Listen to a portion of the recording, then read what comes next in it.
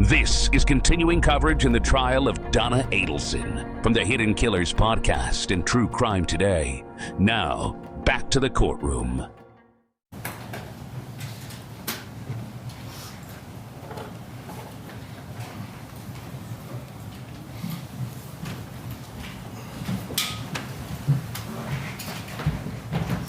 Please raise your right hand. Good morning.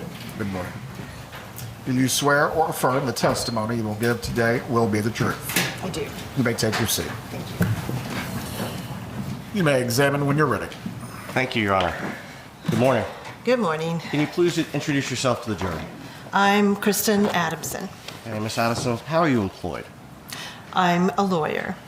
What type of law do you practice? I practice family law, and I have done so for 37 years. How long have you been practicing? 37 years. Okay. Are you board certified? Yes, I am board certified in marriage and family law by the Florida Supreme Court. What's involved in becoming board certified?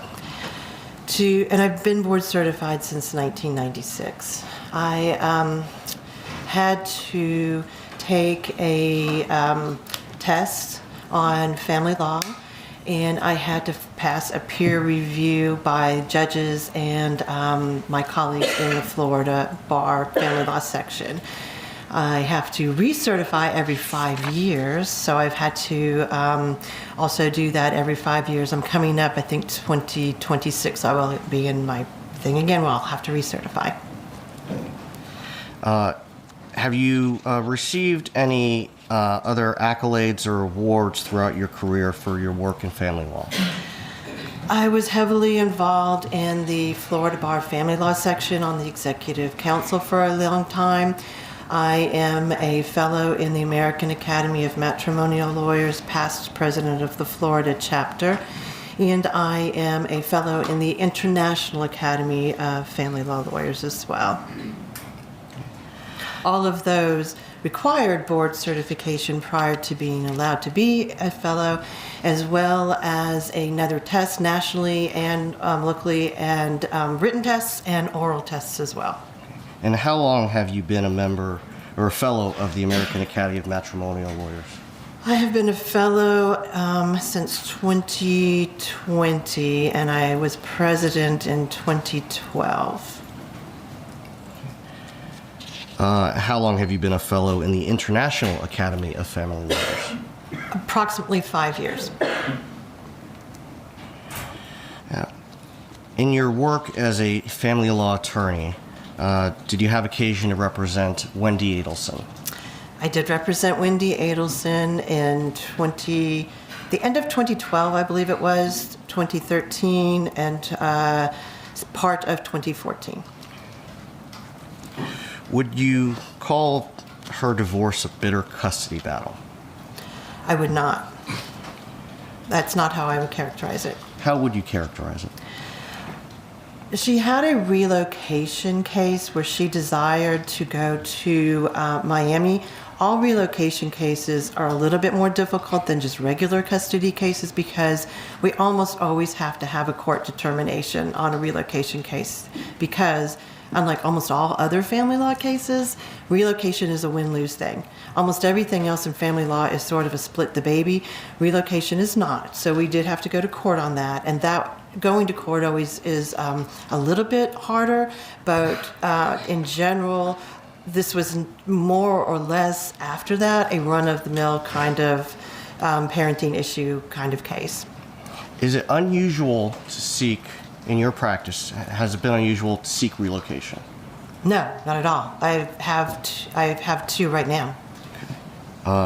Now, speaking to Tallahassee, why is it not unusual? Why is it not unusual? Yes.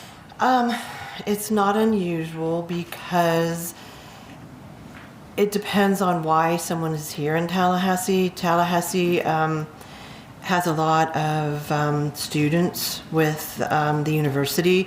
They may graduate with a degree, have children, expect to be able to move somewhere else after they graduate. One person wants to leave, the other person doesn't want to leave. The two cases I have right now that are not here in front of this court, so they're actually, one of them settled. But one of them, the mother received a potential job offer in North Carolina. The father lived here. She wanted to move to North Carolina. All of his family was here. Her family was not. She wanted to move somewhere else, so that was one. And another one that I have right now is a person wants to move to Pensacola. My client wants to move to Pensacola because her family is there, and the father does not want to because his job is here. So it's almost always about moving to be close to your family when a marriage dissolves. I mean, that even happened with my sister when she divorced in Florida. She moved to Atlanta to be close to my parents. It's a very common thing for people to want to move to be near their parents, no matter how old they are. Now, do you have parents who attend client meetings?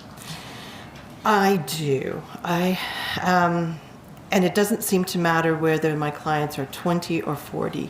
I have many cases where a mom or a dad or sister or somebody comes to almost every meeting I have, including mediations, and they're heavily involved in the divorce of their sibling or their child, regardless of age. It's just something, families tend to be enmeshed in their other families' divorces. They do. I usually let them come to mediation because sometimes it's important to hear how the mediation is going so that they don't try to armchair quarterback it after the mediation. Understood. Now, you indicated that you typically have to go to court for relocation. How difficult is it to get court approval for relocation?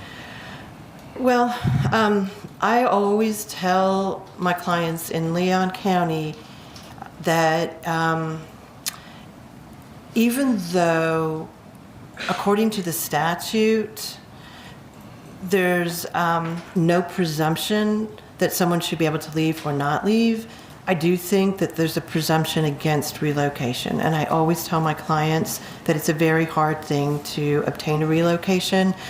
That you have to have kind of special circumstances, and there's a whole laundry list of statutory criteria that you have to meet to try to be able to relocate.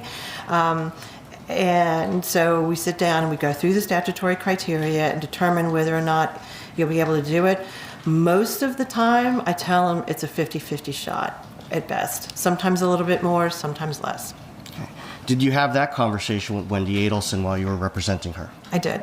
Okay. And did you advise her of that same information? I did.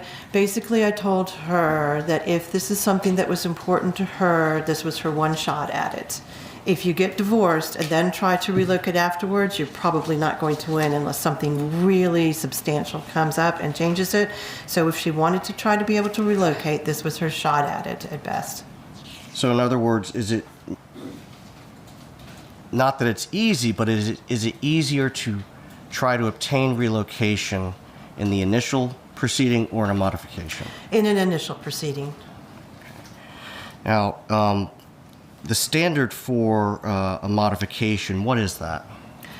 The standard for a modification is a substantial change in circumstance. And at the time that I had Wendi's case, there was also another component which no longer exists. But at the time that I had Wendi's case, you had to prove there was a substantial change in circumstances, that it was in the best interest of the child for a modification, and that it was detrimental to the child not to modify.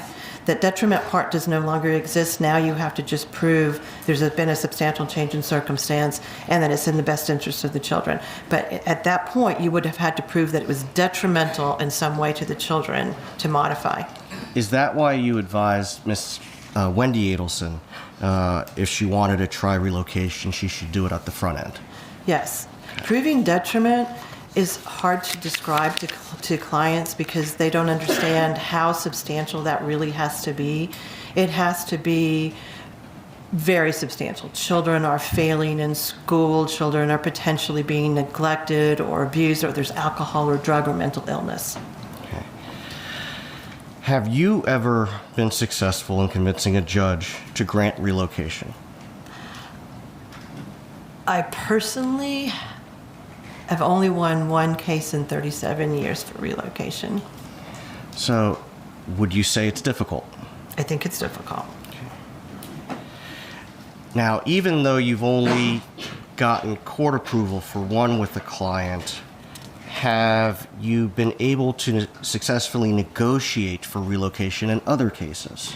I have been able to negotiate relocation in other cases, sometimes through help of mental health professionals who will interview the parties and the children and make recommendations. Sometimes we'll have a guardian ad litem appointed to make a recommendation. We'll have a parenting evaluation or something like that makes a recommendation. And if you have those things behind you, then it does help, because most people don't want to go to a judge if you have a mental health professional that says, oh yeah, relocation would be great. So we have been able to do it in that way. I also have been able to have relocations when you have an older child who really wants to relocate and the other parent doesn't object. Or sometimes you have, like in my sister's case, which I actually shouldn't have, but I did represent my sister. She moved to Atlanta, and then her husband was able to obtain a job in Atlanta and move up there to her former husband. So we negotiated all those things. And I think you said you explained all of this to Wendi. I did. Was she aware that the chances of success were low? Yes. I mean, I told her that this was her shot. I thought she had some good reasons. I would never have someone file a relocation if I didn't think they had a shot at it. So I think she did have a shot at it for many reasons. But including the fact that her parents were down there, that Professor Markel had a very flexible job. He had family in South Florida. These were very little children at the time. We did not have the presumption of 50-50 parenting, and she had done most of the parenting. There were lots of reasons I felt like she had a really pretty good shot at it. But I did tell her it's not going to be easy. Okay. Now, let's talk about family law rules of procedure generally. Do the rules require the exchange of certain materials in dissolution proceedings? Yes. And what are those? We have mandatory disclosure in divorce and modification proceedings, including custody and just regular divorce. And pursuant to the Florida Supreme Court rules in 12.540, we have to file a financial affidavit under oath that the parties and lawyers and their paralegals help them fill out. We also have to provide a laundry list of documents that keeps getting larger. It's bank statements for 3 years, it's retirement statements, it's deeds, it is credit reports. I mean, it's a very large, voluminous amount of documentation that we have to exchange with the other party, the other counsel. And when completing the financial affidavits, specifically when you completed Miss Adelson's family law financial affidavit, did you gather records in the process of completing that so you could disclose everything appropriately? We did. We gathered all those records and we exchanged them and gave them to opposing counsel. Sometimes what does happen is the other side has all the records.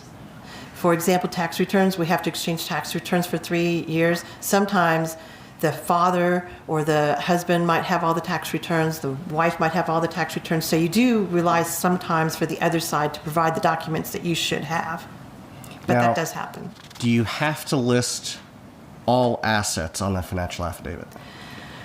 Within reason, you do have to list your substantial assets. Sometimes I have people that want to list minutia assets, de minimis assets. We don't really do that. We try to keep it as global as possible. We don't list everybody's clothing or, but we list all the cars, generally speaking. But financial affidavits are also a work in progress. We can amend them. And that is part of what happens when you go through a dissolution. Sometimes more documents come to light. A lot of times when people are getting divorced, they're not always in their best mind, and they're not always working as well as you'd want them to. So it takes a lot of help to get a lot of these documents sometimes. So we amend financial affidavits. And I always tell them, don't worry, we'll amend before we go to court. If we have more documents that come up or we find out more information or you change jobs, we have to do that. What about non-marital assets? We generally list non-marital assets as separate if we have knowledge of them. Non-marital assets can be very clean, where you absolutely know something's non-marital, or they may not be, because what people don't always understand, it's an education process as you're educating your client as they're going through divorce. Simply because it's in your name alone does not mean it's non-marital.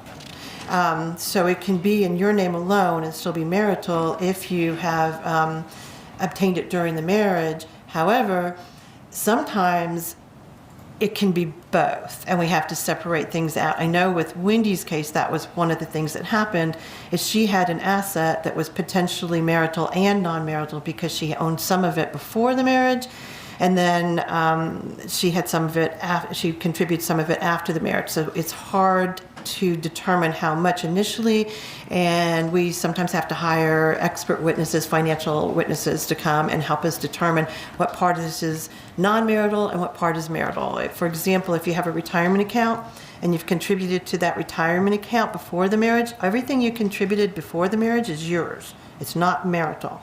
And whatever increase in value due to the market is also non-marital. So if you have $100,000 in a retirement account, you get married, that $100,000 theoretically, except for 2009, that $100,000 continues to grow, so you're entitled to the growth on it too as non-marital. So that's why sometimes it gets very complicated and we can't determine it initially when doing a financial affidavit, but we do try to determine it by the time we get to court at least. Now, I want to back up a little bit. What happened with Wendi Adelson's relocation? She did not win her relocation. Can you tell us what happened at that hearing? So we had a hearing on the relocation. We put on Wendi Adelson, and she testified about the reasons that she wanted to move. She did have a job offer in Miami. We put on the lawyer from the law firm that had offered her the job. He testified about what the job would be, how much more money she would be making, and the flexible hours, et cetera, et cetera. We put on all of that, and then at the end of our testimony, the judge asked to speak to counsel, which happens a lot, and she took counsel out. It was me and Professor Markel's lawyer, and she told us she understood why Ms. Adelson wanted to move, but she wasn't going to allow it because she didn't think she had met her burden of proving it was in the best interest of the children. During that hearing, or after the judge made those comments, did Wendi go out in the hallway to speak to her parents? Well, after she made those comments, I went to both Mr. Duggar and I went to our respective clients. We told our respective clients what the judge had said. And basically, if the judge had already determined this without hearing from Professor Markel, we didn't really have a chance of winning this at all because she'd already heard the best case of our case. So I talked to Wendi about that, and then Wendi's parents were there, and I actually spoke to Wendi and her parents, and then she went and spoke to her parents again, I think, if I can remember. It was a long time ago, but I think she spoke to her parents outside of my presence as well. Did Wendi ultimately stipulate to the withdrawal or the denial of that petition with prejudice? So what happened at that point was we went back into court. The judge denied Professor Markel's motion to dismiss because he had filed a motion to dismiss our pleading. She found our pleading to be sufficient, so she entered an order denying his motion to dismiss. She entered an order that we stipulated on the records that we would agree to the denial of the relocation. And then she entered another order where we all stood there and worked through with the judge what the temporary visitation would be for the next summer and the next several months before we got to another agreement. And at this point in time, I believe it was approximately the third week of June of 2013? Yes. Okay. And what was Wendy's reaction?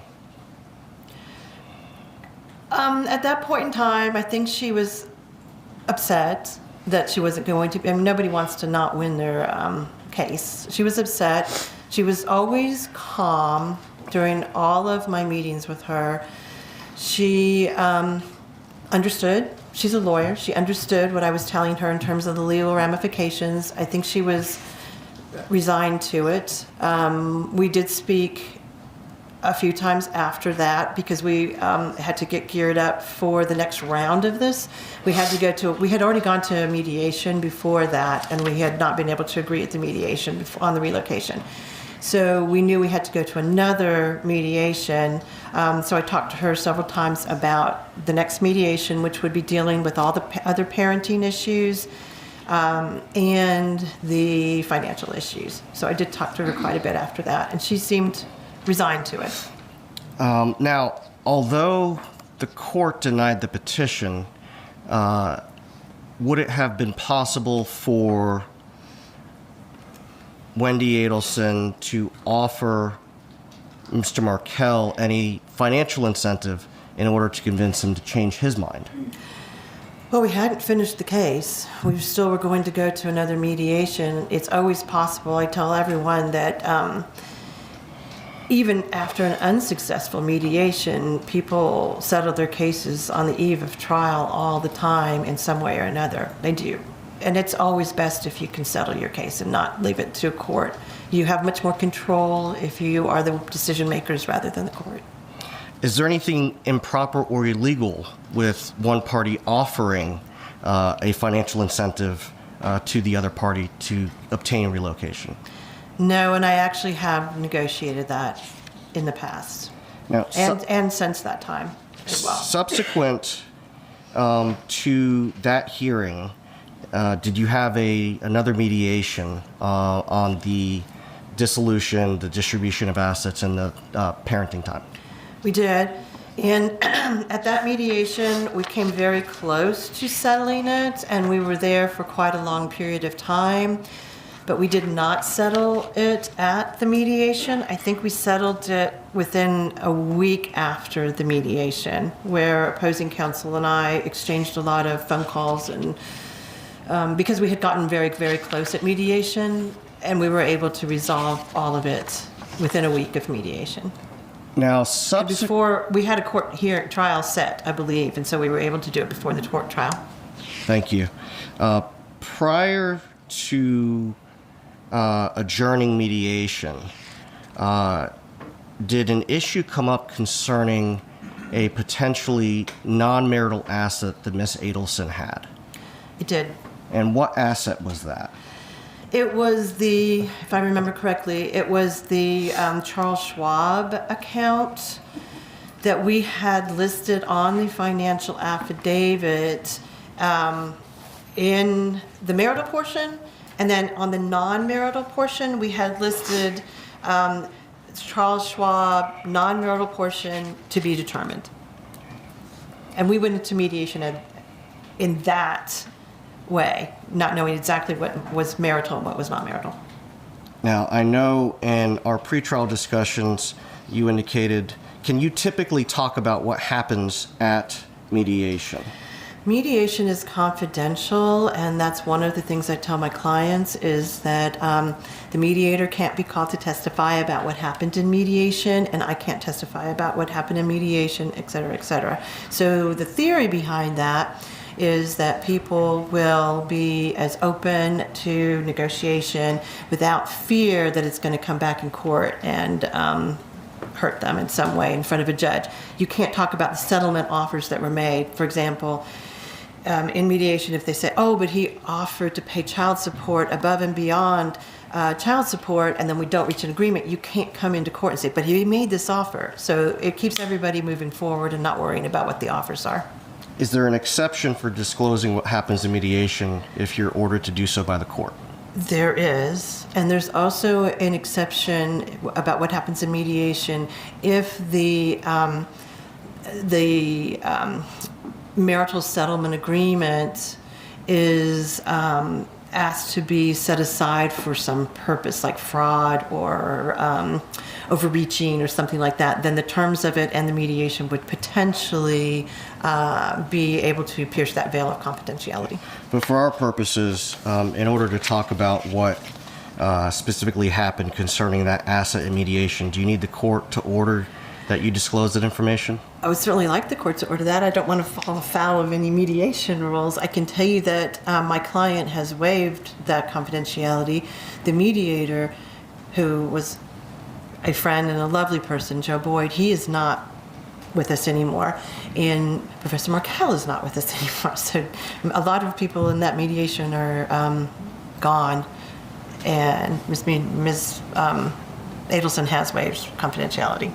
You beat me to the punch, Ms. Adelson. With the waiver of confidentiality by your client, I will order you to testify on the subject matters being inquired into.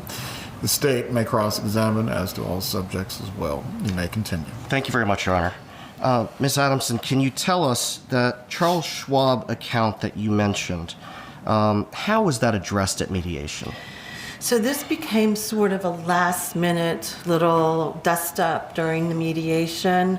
So what we did was we called the Charles Schwab account representative.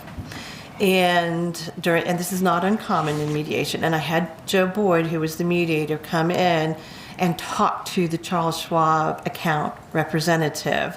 So it wasn't just me talking to the representative and telling the other side what had happened. I wanted the mediator to actually do it and to hear it. And so he talked to the Charles Schwab representative, who outlined, in his opinion, what the possessory status of that Charles Schwab account was, who owned it when, where it was, how it had been separated into multiple counts apparently, and which ones were marital and non-marital. And then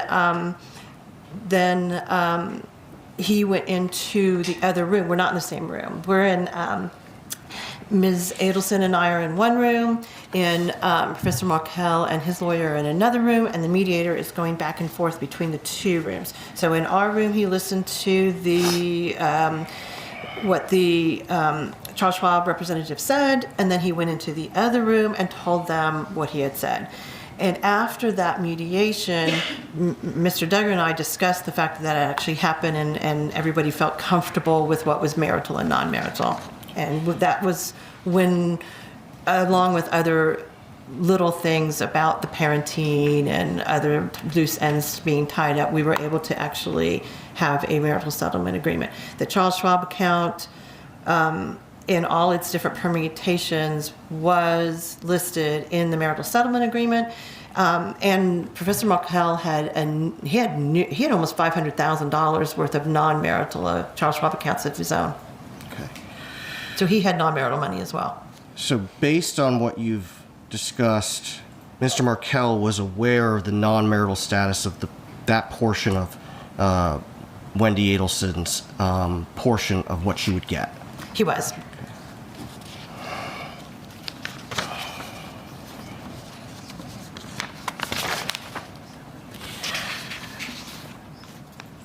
And as you said, shortly thereafter, that case settled. Within a week, I think. Ish. Shortly after the divorce was final, did Wendi invite you to get her groove back party? I don't remember when the party was, whether it was a month or two or three, but she did. invite me to a party in her new, I think it was an apartment or townhouse. I don't remember what it was exactly, but she invited me to a party. It was called Wendi Gets Her Groove Back, and I had several friends I knew of Wendy's that were there as well, and it was just sort of a Wendy's in a good place, come celebrate my new life party. Yeah, in Tallahassee. Throughout the course of your representation, could you tell us total amount of attorney's fees and costs that you incurred in this case? I think the total amount of costs and attorney's fees, we did take a couple depositions. We had 2 mediations. One was ordered by the court on that relocation case, and then that was a pretty short mediation. It was only a couple hours. The other one was much longer. I think the total attorney's fees were probably about $30,000. And costs of? That includes costs and everything, I think. Okay. Now, I know that sounds like a lot, but it wasn't that much compared to a lot of litigated cases. Okay. Now, litigated cases have multiple evidentiary hearings. Correct. Did this? No, we had. I don't believe we actually had any evidentiary hearings. The only other hearing that we really did have was post-dissolution. So aside from the relocation, prior to the divorce being final, there were no contested hearings? There were no contested hearings.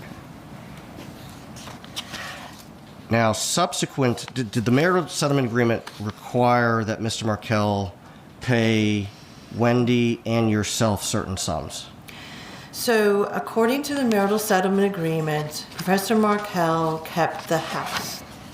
So he was supposed to pay Wendi for her part of the house.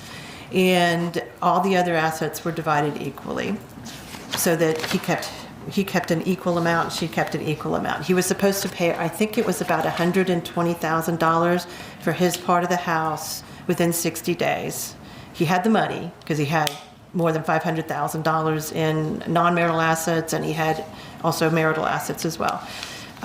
He was supposed to pay me $10,000 in attorney's fees because he made a lot more money than Wendi did, and it's based upon, attorney's fees is based upon who has more resources, and he had considerably more resources than Wendi did. So that was part of the agreement. He was supposed to pay me $10,000. He was supposed to pay her $120,000, all within 60 days of the agreement, which was July, sometime 2013. July 31st? I think that's right. Did Mr. Markel pay the sums that he was obligated to pay under the settlement agreement?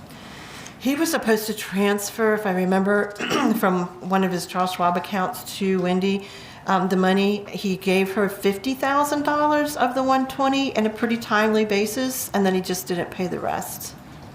And I don't like to file enforcement hearings on things like that because it takes a long time to get to court. It's not fun. It's just kind of, so I was pretty much once a week or once every other week asking opposing counsel if Professor Markel was going to pay. Did he pay? He did not. What did Wendi ask you to do to enforce that? At some point, I wrote a letter, I believe, to opposing counsel. So this was, first it's a bunch of emails and phone calls, and then it's a letter saying, please pay, so we don't have to file an enforcement. A part of our marital settlement agreement, if we have to file an enforcement and we win, which we would have because he had to pay, then he would also have to pay additional attorney's fees for doing that. So then it just becomes more and more money that he's owes and he's not paying theoretically. So, and this was all on property issues. So unlike custody, we're not going to be able to, or child support, we can't put him in court or in jail. We're not going to be able to put him in jail or anything like that. We're only going to have to be able to go after his assets and things of that nature. It's a lot easier if people will just pay. So I finally filed a motion for enforcement saying he'd only paid $50,000. He owed the other money, and he owed me money, and I asked for a court hearing on all of that. sounds like it was pretty straightforward motion that you filed. It was pretty straightforward. It was probably 4 or 5 paragraphs. Did that prompt Mr. Markel to pay? No, it did not. What happened? So then Mr. Markel hired a new lawyer. And his new lawyer filed a responsive pleading to my motion, basically saying that he shouldn't have to pay because Ms. Adelson had breached the marital settlement agreement. How did he allege that she breached the settlement agreement? He filed multiple motions, but this first responses and motions, this first one, basically, if I remember correctly, was all about the money.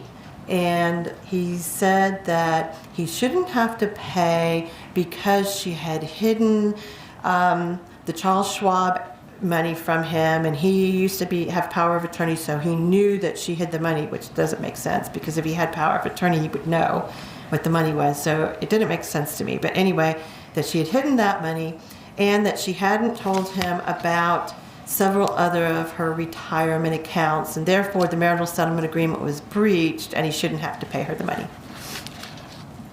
So you filed a response, but did he seek to have the settlement agreement itself voided or set aside? He did not. So, and that is what I told Wendi at the time, is that is not a proper defense for not paying the money. Professor Markel, it was pretty obvious that he had actually written this pleading himself, and the lawyer just signed off on it. It had footnotes, which is not something litigation lawyers would do. It was voluminous, and it was very personal about what was going on and Wendi and how I don't think at this point he alleged that he might have alleged that she had committed fraud. But an appropriate pleading would have been for him to file a 12.540. I know it's kind of technical, but basically if you think that an agreement is reached and it is not in good faith, or there's assets that were not provided, then you must file within a year for a 12.540 to have the whole agreement set aside.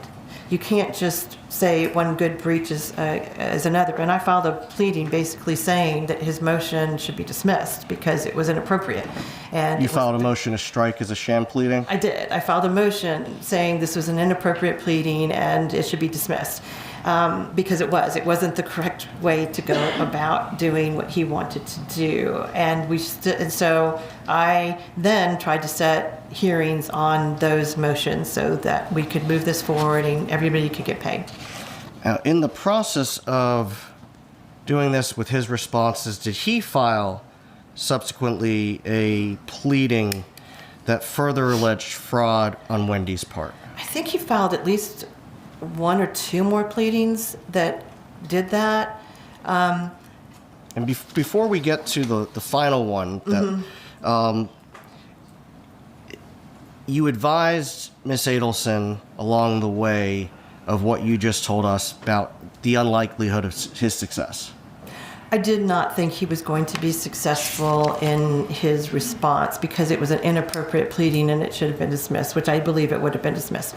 And you can't say, I'm not going to pay you because you breached this agreement by not giving me documents. That just, first of all, there's a lot of case law that says that if a case is heavily involved with mediations and lawyers and all these documents have been produced, you had your shot at it. So he was not going to be able to do that. Plus, I knew that he knew about these assets because we had that conversation at mediation, and I had several conversations with his lawyer afterwards, and the marital settlement agreement listed all these assets that he was claiming he had no knowledge of, and they were already listed on the marital settlement agreement.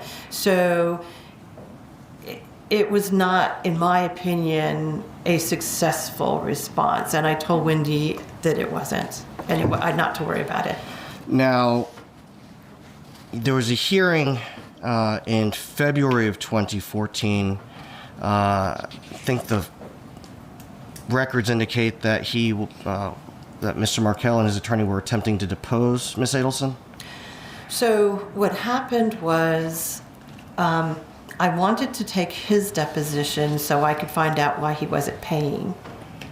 And their response was to want to take her deposition, which I did not believe was appropriate because we were simply trying to enforce a marital settlement agreement, and there's nothing that would happen in terms of that marital settlement agreement that would require him to ask her any questions. So I did file a motion to protective order so that he would not take her deposition. We went to court on that issue in front of the same judge. And what happened at that hearing? At that hearing, which we did not have transcribed, which we usually do, but we didn't because it was pretty much a 15-minute hearing, the judge read all of the pleadings, and she said that she was very unhappy with Professor Markel's pleadings. She did not like them.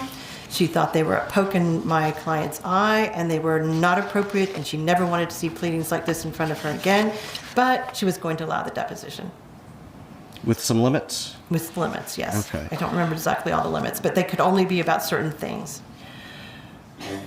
Now, subsequent to that, did Mr. Markel file an additional pleading concerning complaints that he had about right of first refusal, parenting time, and things of that nature? So that's the first time, and this is actually almost a year after the divorce, and we're done with the whole divorce. That's the first time that he brought up any parenting issues.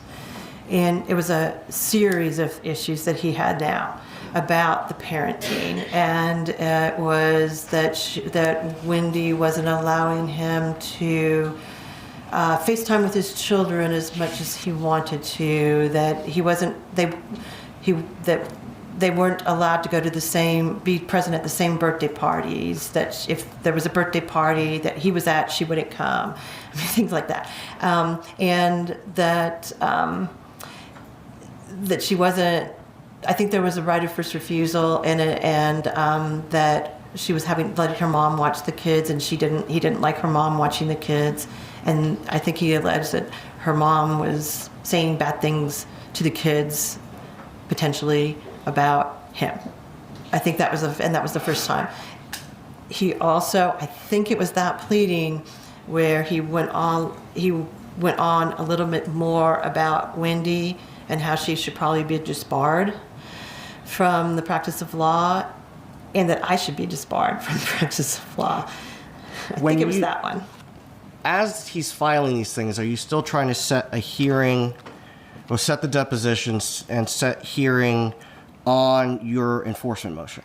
I've still been trying to do that. There were a number of hearings that got canceled. Some of them I think were because of the court needed to move things. Some of them were because I was trying to work this out. Still, I'm always trying to work out a case and not go to court if I can. So we were trying to work it out, but he wasn't paying, and I was trying to set hearings on all of this so we could get the money and we could get his motions dismissed because they were frivolous.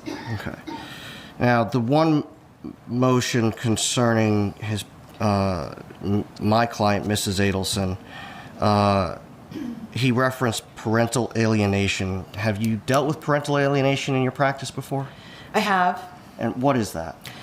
Well, it's not actually a recognized legal term, and it's not actually a recognized mental health term by the mental health professionals, but it does happen. I mean, we all know that there are parents who do alienate their children against their spouse by saying really terrible things or trying to put up roadblocks to parentings. And I've had cases that were pretty serious in the past where little children, it doesn't usually impact teenagers. By the time they're teenagers, they've already they want to do their teenage thing. It really truly impacts Not children this young either. It's usually like 7 to 9-year-olds that we deal with when we have parental alienation, where they've completely aligned with one parent inappropriately, and not because the other parent is doing something like abusing them or something like that. It's because the other parent truly is putting up these roadblocks.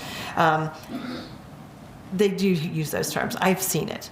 Okay. The statements that were included in the March 26, 2014 pleading filed by Mr. Markel that were attributed to my client, would that have resulted in any sort of relief preventing my client from having any sort of unsupervised time with the grandchildren? No. It's not possible. And I told Wendi that. Okay. Now, as Professor Markel continued filing things, did you realize that you were going to have to become a witness? So I can't remember how many pleadings he filed on that regard. It may have been 3. And it was the last one that he filed.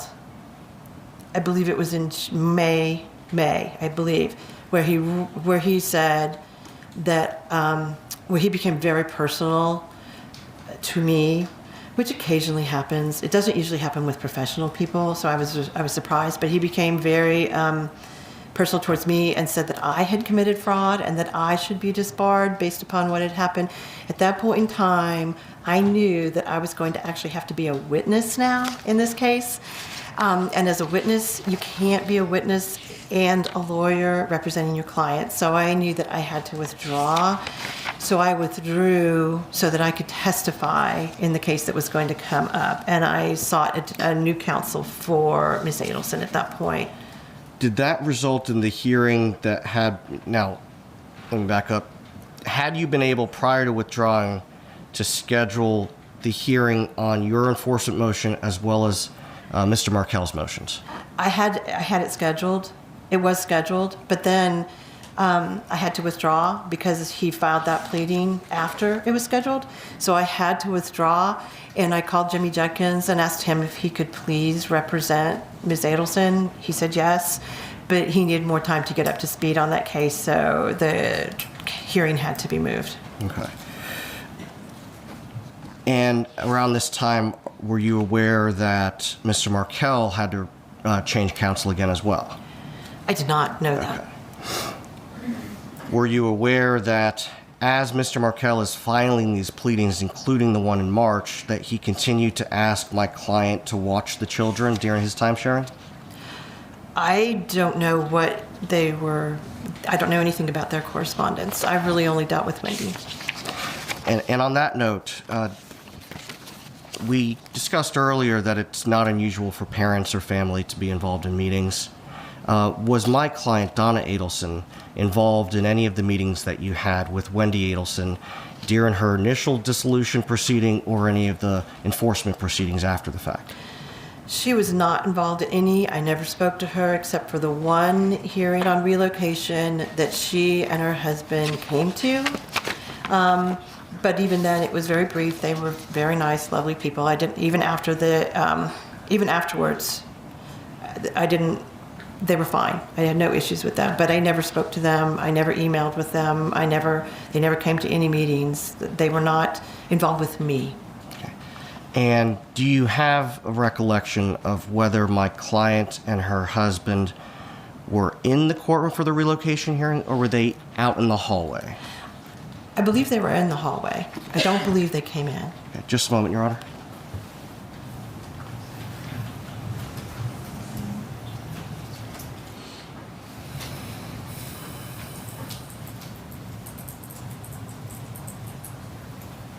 Nothing further this time?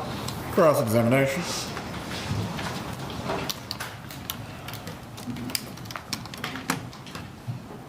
Morning. Good morning. So you said you weren't aware of Donna Adelson's involvement.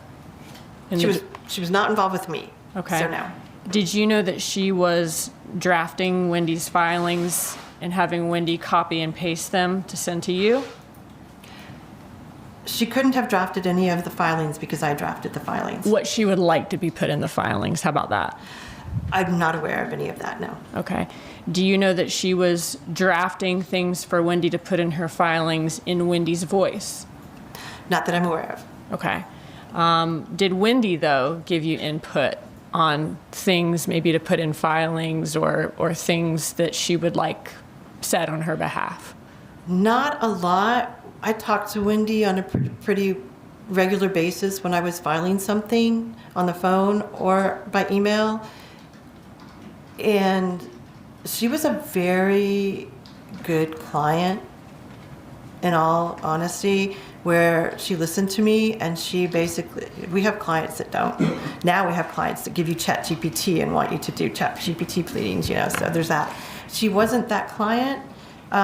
She would say something like, well, and my pleadings were very short. I mean, my pleadings were very, very short. They were to the point and like, no, dismiss this, that's not true. There wasn't a lot more going on in most of them. So you wouldn't have knowledge of Wendi sending pleadings to her mom and saying, let's edit this? No, because I wouldn't have edited it based on that anyway. Okay. I mean, maybe they did, but I didn't do it. All right. And I never heard about it. Okay. So this would have been between Donna and Wendi. If that happened, yeah. You mentioned that, of course, she had a shot with relocation, but given the situation in this case being that the kids were raised in Tallahassee, the parents' jobs with FSU, you were not personally surprised when the relocation was denied. I'm never surprised when a relocation is denied. Because it's hard to prove detriment at that time. I'm always hopeful, but Right. and I thought she had a good shot or I wouldn't have let her do it. I mean, I'm not going to file a frivolous motion, and I thought she had a good shot for a number of reasons. Regardless, though, of what you think, do you ever have clients or family members of clients who have unrealistic expectations of what the courts will allow or what you can do for them?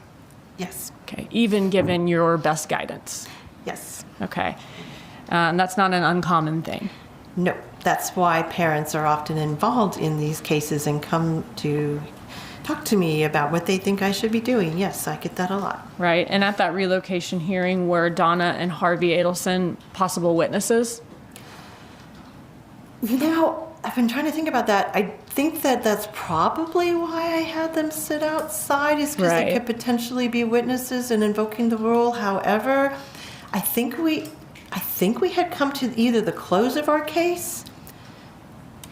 But you wouldn't know that until you were done calling witnesses. Correct. So that's right. Yeah. Okay. So that's why they were in the hallway. That's why they were in the likely. hallway. Yeah. Okay, not because they didn't care or they weren't involved. Oh no, they were very nice. I mean, I met them. They were there when I got there in the morning. They introduced themselves. They were very nice. We did our thing. I came back and told them afterwards. Nobody yelled or screamed or cried or did any carrying on, which sometimes happens. So no, it was all very appropriate. Okay.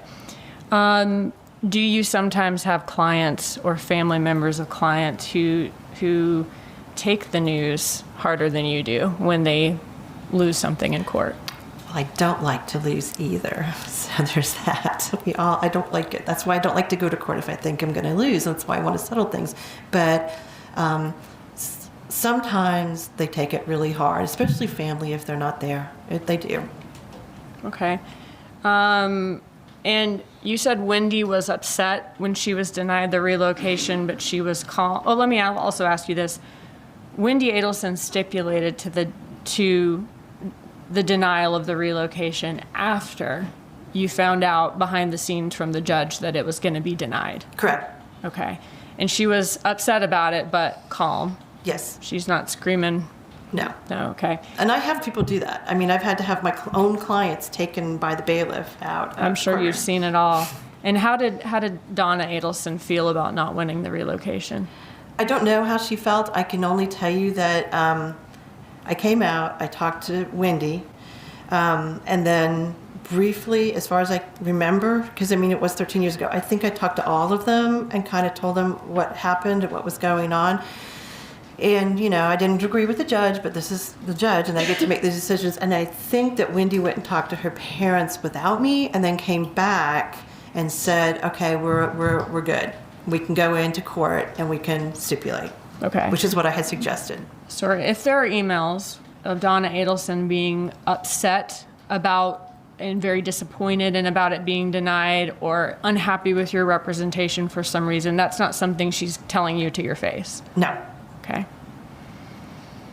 You talked about Dan Markel not paying what he was supposed to pay according to the settlement agreement. In Dan Markel's court filings, did he give, and I know you don't agree with those reasons, but did he give his reasons for not paying? He gave his reasons. Okay. Yes. And that included the fact of that he was accusing Wendi of noncompliance. That's true. Okay. Eventually, did you seek to have Dan Markel held in contempt of court?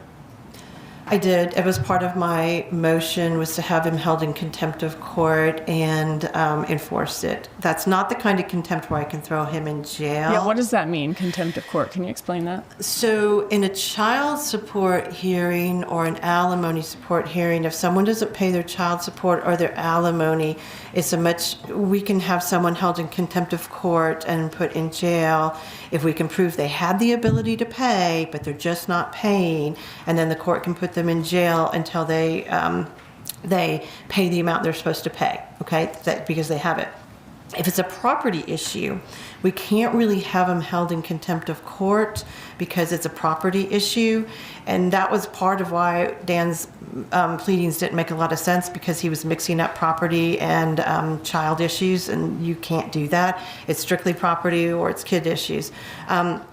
In a property issue, it would be a multi-step thing to have him held in contempt of court. He would basically... the judge would have to find that he was not paying, he's willfully not paying, and then... Could I ask you a different question? Okay. I'm sorry. But even in a property situation, the court could put him in jail ultimately, but it would be multiple steps I would have to go through. It wouldn't be just one step, and it would be difficult. What ultimately is the consequence of that is my question. So ultimately, the ultimate consequences, we would probably get a final judgment against him. For the amount that was owed. Like a lien. And a lien against, and we would get a lien against the house, and I have to do this often, I would send them to a debt collector attorney who would then have to file another suit to be able to collect that money, and then they would probably be able to go into his assets and get the assets. So it's a multiple stage process, which is why I just wanted him to pay the money and not make me do this. So if it was successful, probably a lien. Worst case scenario, he could go to jail. And then him being an attorney, though, could he lose his bar license, possibly? If he's held in contempt of court? Or at least be in trouble with the bar? He could. I've had lawyers held in contempt of court over these issues before. I haven't had one lose their license yet. Okay. But they could. It is a possibility. Did you inform Wendi Adelson that you were seeking to have him held in contempt? Yeah, I'm pretty sure I probably did, because it's kind of a generalized form. It's a motion for contempt and enforcement. Okay.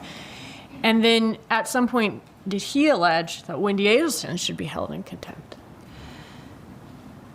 I don't know if contempt. I can't remember if he actually said she should be held in contempt.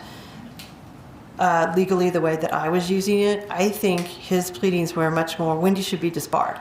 Okay. I mean, that's what he specifically said. Right. That she was committing fraud and she should be disbarred. Would you describe this divorce as contentious? I wouldn't describe the divorce as particularly contentious at all compared to most of the divorces I had. I mean, we settled it. I don't settle a lot of my cases where we actually go to week-long trials over things of that nature. I think it was like any divorce where there were ups and downs of moments where it was contentious and not fun. But for the most part, we kind of settled it. We settled it after mediation, and it wasn't a problem. I do think that this whole issue of the enforcement got a little contentious. I really didn't understand it because he paid the first $50,000 fine.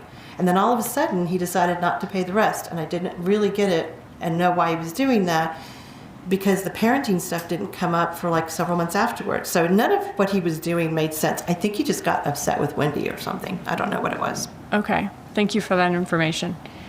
It wasn't contentious, but you did say that his motions were very personal. His pleadings were very personal. That's where I think it became contentious, is when he did that. Was that personal attacks on both Wendi Adelson and you? Correct. And he was alleging that Wendi Adelson committed fraud, right? Yes. He's alleging you committed I fraud. did. It got so bad that you had to get off the case so that you could be a witness on Wendi Adelson's behalf, right? Correct. That's happened before, though. I mean, I've had that happen before. And he alleged Wendi should be disbarred, you said. Correct. And he's having issues with Wendy's mom, Donna Adelson, even being able to watch the kids, is what you said in one pleading. One of the pleadings said something about the right of first refusal that he had, and she shouldn't be allowed to have the kids unsupervised, I think, during right of first refusal, because she was saying things about him to the kids, he thought.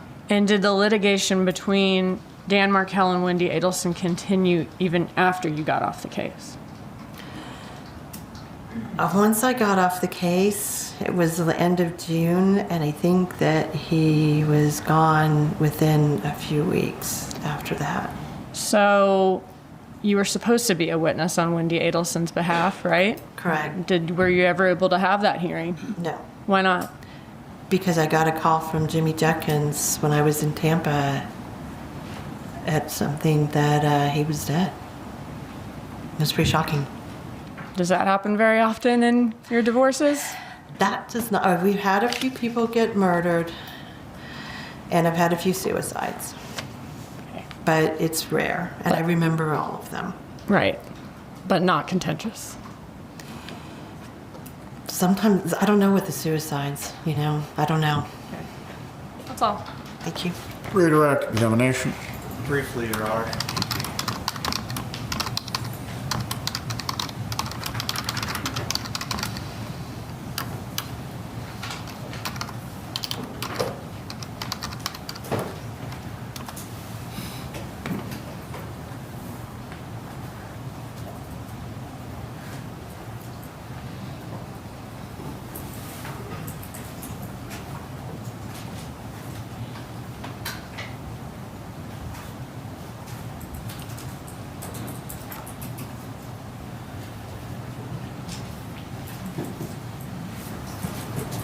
And first witness. You may. Ms. Adamson, I'm going to approach and show you some, I'm sorry. States demonstrative A, I think it's quoted to 1, page 441 of the demonstrative.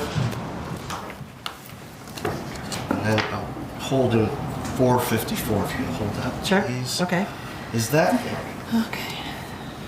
the March 26, 2014 pleading that Mr. Markel filed? It appears to be. Can you turn to 454 that I had tabbed? Yes. Is that the prayer for relief for that motion? Yes. Can you direct your attention to the portion that reflects my client's, Donna Adelson's, time with the children? Does that reflect that Mr. Markel was asking that my client's unsupervised time with the children not interfere with his right of first refusal? I think you're talking about paragraph 6, where it says, enjoin the former wife from allowing the maternal grandmother to have unsupervised time with the children consistent with the right of first refusal. That was that right of first refusal. Yes. And to impose appropriate limitations to safeguard the children from being subjected to disparaging comments about their father.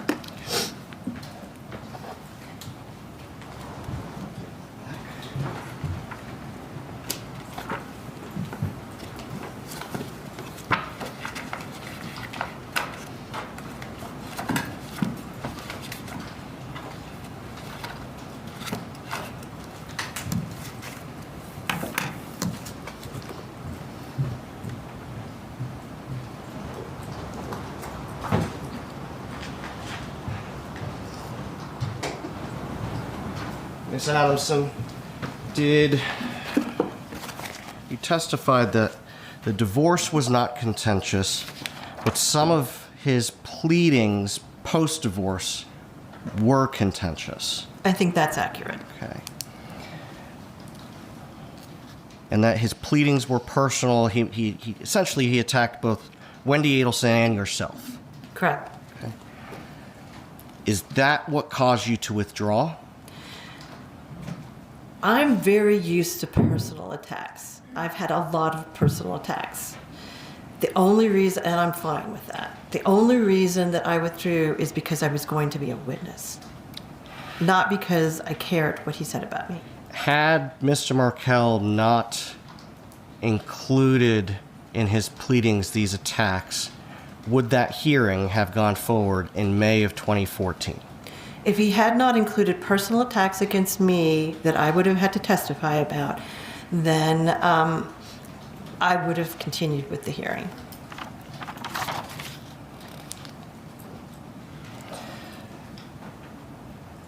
Now, I want to go back to relocation. After the relocation hearing, my client, Donna Adelson, appeared to accept the court's ruling. To you. As far as I know. You don't know what she said privately, do you? I do not. Concerning Wendi Adelson's involvement in drafting of pleadings, I understood your testimony on cross to be that you'll take input from clients, but ultimately you're the one who is drafting the pleadings. I take responsibility for my pleadings, and I've never filed a pleading based upon what a client told me I have to do. I will take input because I don't know all the facts. Sometimes I need more facts from them so that I can do it, but I'm ultimately responsible. My name's on those pleadings. And so you're not going to cut and paste from what a client sends you? Well, sometimes if they send me really good facts, I'll sort of go, oh, these are good facts, and then I'll take the facts and I'll put them in, but not legal arguments or anything like that, no. So if you took facts that were provided to you by Wendi Adelson and put those in the factual statements or arguments concerning pleadings or memoranda, the law is still your own writing. The law is, and I don't really think Wendi, I don't remember that Wendi had much input into any of it, honestly. She wasn't that client. I have clients that are those clients, and she was not that client. I get a lot of ChatGPT now, a lot, telling me what I should be filing. I don't think you're the only one there, ma'am. Had you not withdrawn to be a witness, the motion would have been heard in May of 2014. May or June, whenever it was set. I don't remember exactly when it was set. Okay, Whatever the docket says for whenever it was set, yeah. So if the docket reflects, I think it was May 15th of 2014, the hearing would have gone forward. Correct. The judge would have been able to make a decision on all the pending issues. I believe that's the case. Nothing further? Will this witness be recalled? Just a moment. We'll retain her, but she's free to go about her business. Thank you. You may step down. Please call your next witness.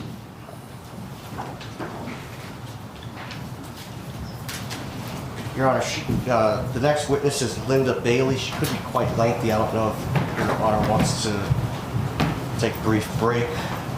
Jurors need one. Do any of you need to take a break or use the restroom? Please raise your hands.